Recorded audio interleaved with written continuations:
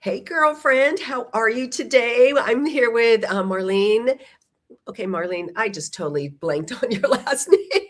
Hewitt. It's Hewitt. French. Oh my Hewitt. goodness. I have been traveling and I was with my granddaughter who just turned 3 and we went to the Bibbidi Bobbidi Boutique. And so my head is, I think, still in California at Disneyland and just coming back and just jumping back into things. But ladies, we're here sharing stories. Stories are so important. It's the way we connect as women.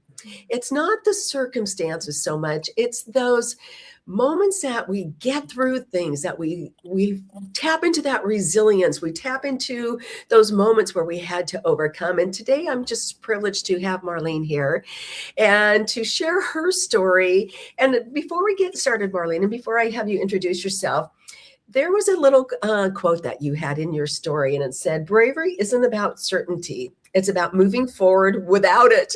And I thought, oh my gosh, how many moments in my life have there been those uncertainty? And I love planning.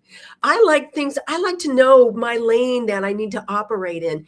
And I've had so many things out of my control that created uncertainty. And I'm so glad that that quote was there because I think it's something that so many women are going to be able to relate to. So welcome, and we'll get into your story. But Marlene, first say hello to the ladies and tell us a little bit about you and where you're coming from. Well, hello. My name is Marlene Hughett, and it is a privilege to be here because I know there are a lot of people out there, women in particular, that tune in. And for me, I am a mom, a wife, a believer. I am a brain tumor survivor, and I know we'll get into that, which really is my story of resilience, recovery, and a whole lot of uncertainty. I have the privilege of being able to help other people with their health, whether it is a headache or the extremity of a brain tumor. It really is about finding strength and your best health and your best you. And I get the privilege of being able to walk through that with people. I have one son who now just got married. So now I have a daughter-in-law. So Oh, how I'm so privileged to have these two kids, a supportive husband, and just honestly, the ability to live fully after so much of life already happening. yeah, we all have so many stories, but today we're going to concentrate on one of your stories. And like you said, it's a brain tumor. And so tell us kind of what the circumstance was and how that came about. So I had started taking better care of myself, and one of those things was working out. And I started to have a little flickering. And when I say little, it was just a little tiny flicker of my foot, just about 30 seconds to 2 minutes in the middle of the night, randomly. When I say random, it was like 6 times in a 9-month period. And it happened during a time when I was either just got done working out, I was on vacation doing a lot of walking, maybe I was having a few cocktails, so maybe I was dehydrated. Those are the things that I kind of chalked it up to. I happened to be with a couple of really good friends that noticed maybe a pattern to them and said, you know what, you need to get that checked out. So 2024 January, that was their advice. And I thought, all right, I'll just take care of it. It's no big deal. Went in, and the story really is kind of funny in that I went to my gynecologist to say, hey, I know this isn't your space, Yeah. but my foot kind of does this weird thing. And I had the right of mind in the middle of one of those episodes at night to record it. And so I shared that with my doctor and I said, I just need your help getting to a neurologist. My friends are pushing it and I want to just push it behind us. So quickly, I had in 5 weeks met a neurologist, had several tests. Now, mind you, at this point, brain tumor never came up as a possibility. My sister has MS, so that was one of the things we wanted to eliminate, although it was a very small 1% of being the same connection for my episodes. Halfway through, we realized I was having what they call focal awareness seizures. You're fully awake, it is not painful, and it focuses on one area of your body. In this case, it was my foot doing the flickering. And so the neuro said, you know what? We're just going to give you medication. and we'll just move on. Do you even want to have the rest of the test done? And I thought, well, first of all, I don't want to go on medication. That's not my protocol. Everything is all natural and holistic for me. So I was like hesitant, but I met him halfway. It's not something I had known about. So I said, let's go ahead and do it until we figure out all the rest. I do want to eliminate MS, which an MRI would have done that. The very last test out of 5 was an MRI. I went in. I'd had a couple before for different things. It wasn't any big deal. I went in, I came out. By the time I was dressed and sitting in the lobby, for whatever reason, they asked me to sit there. They said, you need to call your neuro. Ooh, gets me a little, I'm going right back to that place. So you need to call your neuro. And I did. And he said, I don't even have those results. You must still be there. I was like, yep, I'm still in the lobby. So I drove home, and turns out he called me and said, you have 20 minutes. You have a brain tumor that is larger than a golf ball, and it has tentacles like an octopus, and it's wrapped around your speech and your motor skills. And it is inflamed so much that we're concerned that it's taken over half your brain. Oh my God. Yes, go ahead. React. I know. My heart is just reaching out. Like, I mean, that must have been a shock. It was, because like I said, we never even used the words brain tumor in any conversation. Neither did I ask, neither did he think, because we thought that it was just these seizures for whatever reason. And so took a deep breath, reached out to a community. For me, that's my business. I work for Plexus and get to help people with their health. So it was 3 years prior to that I had really focused on my health. Thank goodness, because it was coming into play. And first, what came into play was leaning into these women that I didn't really want. And I thought I had enough friends, but God had a different plan and threw me into this community. And so got prayed up with these women, took a deep breath, packed a bag, which I'm a 6 on the Enneagram scale, if anyone knows what that is. And I know, Karen, you and I have talked about being prepared. There was no preparing. There was no research. There was no worst case scenarios. There just was what and how. And so I threw what I thought I needed in my bag. And we went to the hospital. And the very next day, I was sped up from an afternoon surgery to the morning surgery 3 hours later, not knowing whether they could get it all or if I would speak or walk again. Yeah. So let's pause here. I mean, when it happens that quickly, you don't even have time to process. You're just reacting because there's so much happening, and you're just dealing with the moment. That just, I mean, what was it? Full of emotion, or were you just kind of just in survival? In that. Well, it's interesting that you say emotion, because prior to surgery, there was a way that I would manage that, which was I controlled that. I was really good at it too. Yeah. At least in my eyes, I was, right? Yeah. And so I just locked that all in there where it was uptight, and really just kind of sat back and was just an observer, which sounds very strange, being it's your life, it's your brain, and it's happening to you. But because of the being stunned by the news, I just kind of sat back and chose to take it all in. Was there fear? I think for a few minutes, as I got to see my husband just before surgery, and was like, oh boy, here we go, right? But I also knew that I was taken care of, again, by those prayers, by my friends, by the right doctors, and my own personal faith of just knowing it's going to work out. It has to this point, it's going to work out. And I put my brave big girl pants on. Yeah. And sat there and just kind of let things roll out, and thought I will take it as it comes, because that's how this came. It just came. It did. Oh my gosh. Just, I'm wondering if any other women have ever been in that situation. And I love when you said, you kind of stood back and just had to be the observer. I've been in situations where we have to almost disconnect and let it happen. And that's what I'm hearing from you, that you just, just kind of, you already knew, like you said, you were prayed up for, you had these girlfriends surrounded you, and you've surrounded yourself with the right people to kind of help walk you through and lift you up and have that faith of getting through with those hard things.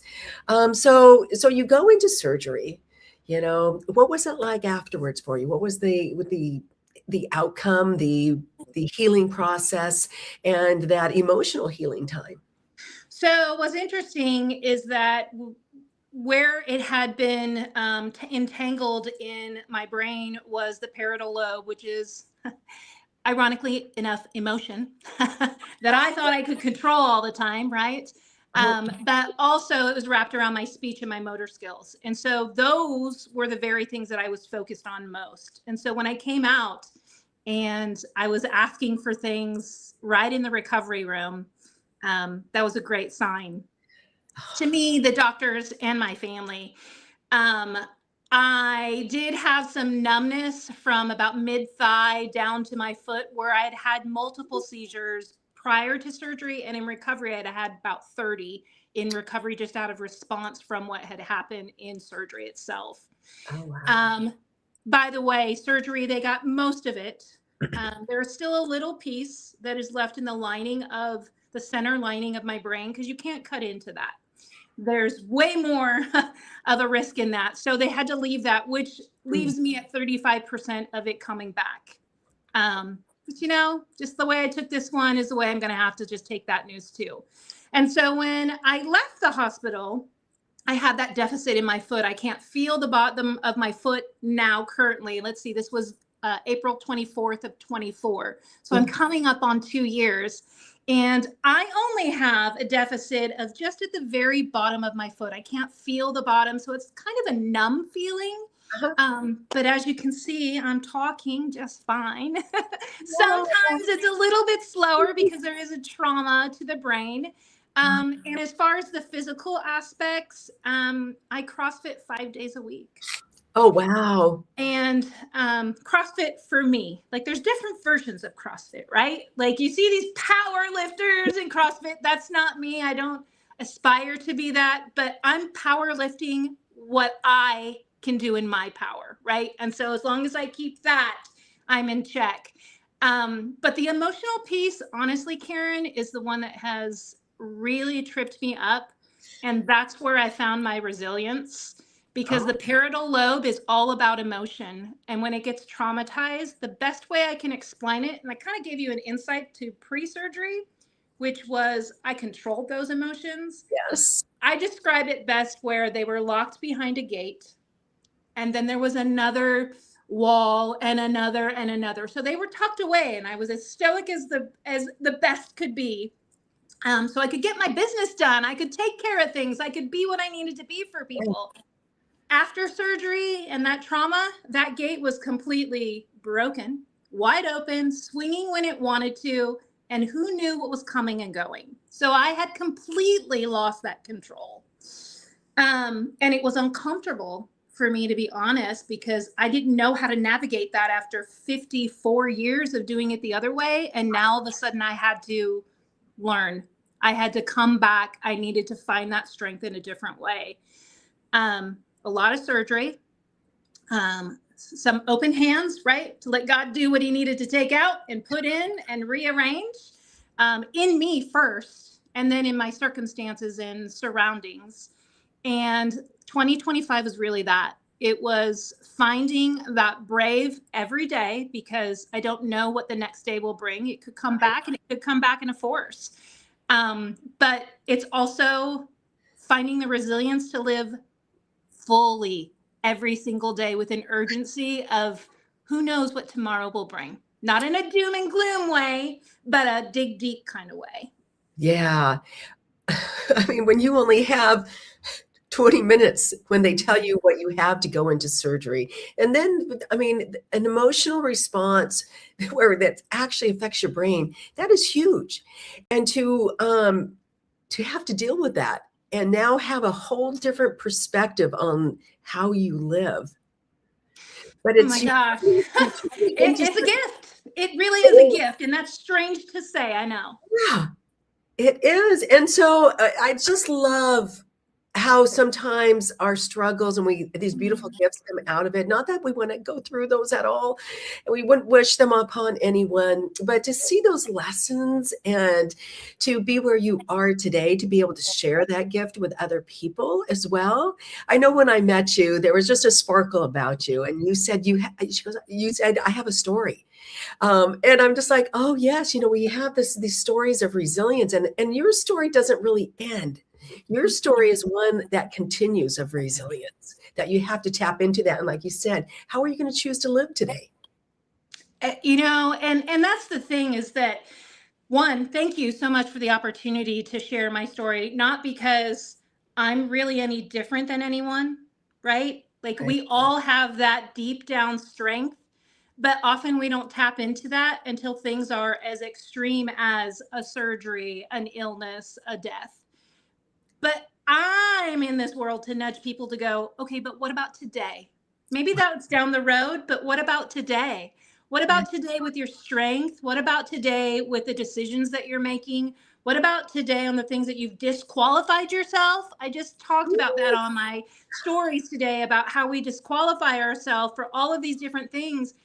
Had I not followed some of those nudgings from my friends, from my insides, I could have a completely different story that is saying, well, I only have this much time left, right? Nope. My story today is today. It's take today and live its fullest, not recklessly, but in a way that you find your strength, your resilience, your best life, your best health, your best relationships. And don't let it pass you by because you just never know. Oh, we've got a lot of really great little nuggets here. What about today? Yes. What about today? I just recently went and visited my granddaughter, and I had to make sure that I was being present. I kind of asked myself that a little bit. It's like, we have those moments, are we being present in that moment? And it just sounds like at that question about what about today? And I love the way that you put that.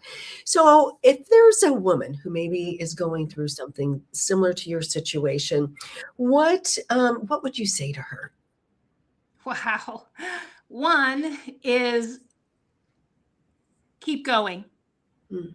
Just keep going for starters. Um, I also would tell her don't try to control it all because the reality is We can. control is an illusion. Right? That's the reality is control Yeah. is an illusion. And Oh, we need to start, and that's what I get to do every day. And hopefully this will do this for other people too. Believe in the strength that you already have and that it's enough. Today, not when not if and not disqualifying yourself today, right? But you have enough strength today for what you're going to go through today. And that's going to build your strength for tomorrow, whatever that brings, and so on and so forth. And I think it's to focus on the strength rather than trying to control things. But that's our human nature, right? And if you're on different scales on the Enneagram, you can't help yourself. yes. So you said focus on that strength. What does that look like for you? Like in today, what's your strength that you are focusing on in this time frame? Um, every day I'm focusing on one, just being thankful and grateful. Like there's a lot to be said for gratitude journals, starting your day with gratitude because you have such a different perspective. And for me, it's simple, right? It is, I'm glad to be alive because that couldn't have been the case. But for other people that never go through those kinds of things, and that's most people, right? That can look like in a way of, you know what, today I'm going to be the best mom, Mm, right? Today I'm going to be thankful that I am a mom. I'm going to be thankful that I have a family. I'm going to be thankful that I have a job to go to, right? I yeah. have opportunity.